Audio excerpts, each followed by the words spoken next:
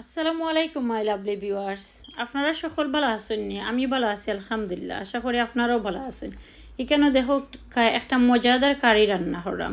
তো চিংড়ি মাছরে খুব ভালো করে লবণ পানি দিয়ে ওয়াশ করছি। আর চিংড়ি মাছের যে উপরে দি ব্ল্যাক রক থাকে, মানে খালা রকটারে খাইটা মাঝখানে দিয়ে আমি এটারে ফালাইছি। আর ওয়াশ কইরা দেখো এখন চিংড়ি মাছ এড করলাম। এখন মজাদার মিষ্টি কুমড়ারে মিষ্টি কদুরি আমি এড করলাম। যাই হোক, চিংড়ি মাছের ওয়াশ করছি, বাট চিংড়ি মাছের লেজটা ফেলাইছি না। লেঙ্গুরের কথা কইলাম আর কি। মানে চিংড়ি মাছের লেজটা খাইতে এত পছন্দ লাগে। আমার আব্বাই খাইতেও পছন্দ করেন। আর আমি আগে আমার আব্বারে হইতাম ইতে খেনে খাইতা।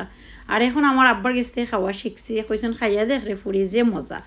এখন খাইয়া দেখি যে মজা। যাই হোক, বাপর ফুরি তো নানি, বাপর কাছ থেকে খানিটা শিখছি।